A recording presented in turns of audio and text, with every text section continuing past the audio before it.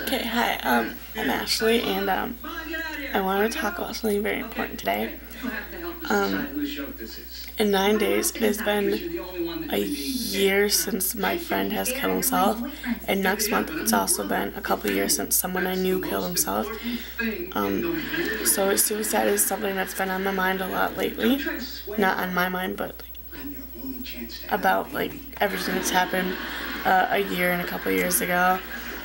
So I recently posted a Facebook status that a couple people liked, and basically it was about how one thing I want to do is talk to every suicidal person and tell them why not to kill themselves. I want everyone that's suicidal, I know it's not possible, to come to me and tell me why you were suicidal, and I will sit there and talk through every problem in your life with you. If I have survived everything I've been through in 19 years, I believe that everyone else can survive. People kill themselves these days a lot because of bullying or because of issues at home, and bullying could add on to that too. And bullying is probably it's not easy to get rid of, but it's one thing that can be stopped. If you see someone being bullied, stand up for them. If you're being bullied, if it's on the internet, block the people that are doing it. If it's on Tumblr, just get rid of the ability for people to ask anonymously. If it's on Formstring, do the same thing. Get rid of your Formstring. Get rid of your ask on Tumblr. Block people on Tumblr if you know they're doing something. All that is very possible. And I know sometimes they do come back because I have people's friends that message me all the time, and it is really annoying. And I know it's hard when you go through it at school because you had to put up with those people for years, but that's when you don't put up with it and you tell someone in charge. And you find yourself a good group of friends that makes you forget them.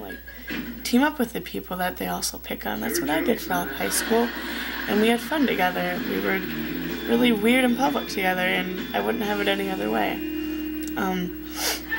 But basically, if you are feeling suicidal, here's something to think about. How are your parents going to feel? How are your friends going to feel?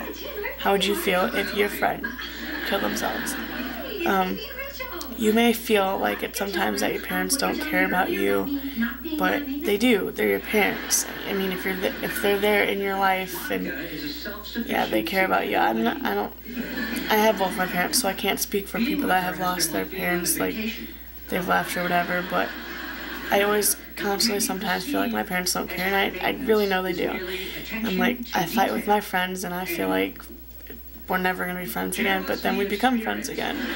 You never know if you're going to be friends again if you kill yourself, and don't think of that because you lose your friends or something like that, or your friends are putting you through a lot, because you can make up. That's what me and my friends did. We made up after a very long time. I never thought it was going to happen. But you can make up. People, a lot of the times, friends kill themselves because of their friends they fight with and stuff. That happens. I hear about it a lot, and it really sucks.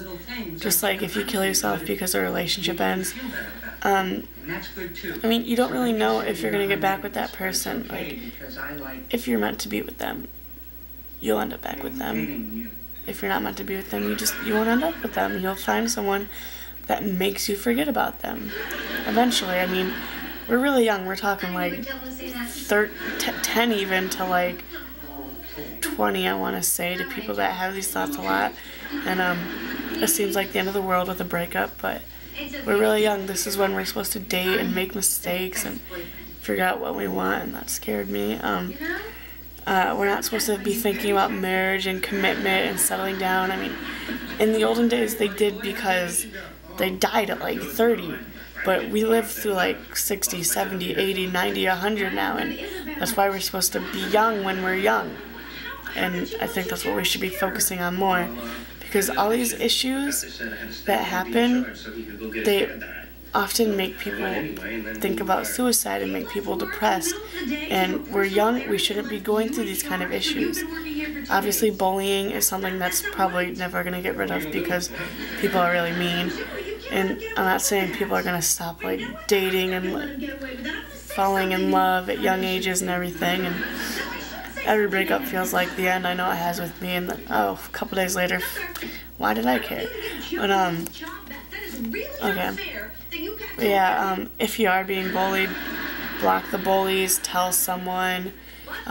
Abuse is something that I know a lot of people go through at this age, whether it's your boyfriend or girlfriend calling you really bad names all the time and always putting you down, or them physically putting their hand on you in a bad way. When you're young, it's easier to get rid of an abusive relationship. You can leave them a little bit easier. It's not always so simple. And they can scare you. They can sit there and tell you that they're going to kill you or they're going to kill themselves. But it's a tactic to get you to stay. My ex constantly lied and said he was in the hospital because of me. He got on Form Spring under, it was just anonymous, telling me that he was going to beat my ASS. I don't want to say it on YouTube. And he told me a lot of stuff like that and scared me. So I didn't leave him for like 3 months, and then I figured, like, you telling me every day, oh, I'm gonna kill myself, or you can't effing leave me, that's not gonna make me stay, because it's not true, it's you trying to get me to stay, and I was right. And I hate seeing my friends be abused. Even if they don't think they're being abused, they think that they love this person so much that they can't leave. But if someone puts you through that, I don't think they can love you as much as you love them, and I think you deserve way more, because no one deserves to get treated like that at all. When you're older and you go through abuse situations, it's different, because people get married and they go through abuse, and a lot of the times people don't want to leave their husbands because they feel like they have to stay with them because they're married and it's under God. You have to stay married forever, and till death do you part, which is a reason people give for killing their husbands or wives, because they have to be dead because they can't divorce, which just sucks. If you watch as much Investigation Discovery as I do, it's horrible. I shouldn't watch all this because it plagues my mind that I'm gonna marry someone and, oh God, okay, I don't want to think about that. But okay, cutting is one thing I want to talk about too, because I know a lot of people that do this. Here's one thing to think about when you cut. If it's on your legs, if you wear shorts in the summer, obviously, because it's going to be hot, or like a bikini, someone's going to see it and someone's going to question it. What if your parents see it and they want to send you to a mental institution? That's not the place you want to be. Cutting is, like, I know it temporarily, like, takes away your pain on the inside because it focuses physical pain on somewhere, but it's really not worth it in the long term, because you're gonna have this on your body forever, and you're gonna look at it later and be like, why did I do this to myself? It's another permanent, I guess you can say, solution to something temporary, just like suicide. You have little problems, or problems that seem really big. Yes, they do all seem big, and then in the future they don't matter, and if you're dead, you can't look back on the past. You can't learn from what happened. We're supposed to learn from our mistakes now so we don't make them in the future. Also, if someone's trying to put you down, don't let their words matter to you if they don't matter to you. Obviously, if your friend's trying to put you down, it's gonna hurt. But I had a lot of people I don't know trying to say bad things about me. I don't know them, so why does it matter what they say about me? They obviously have no idea who I am. I really don't know what else to say.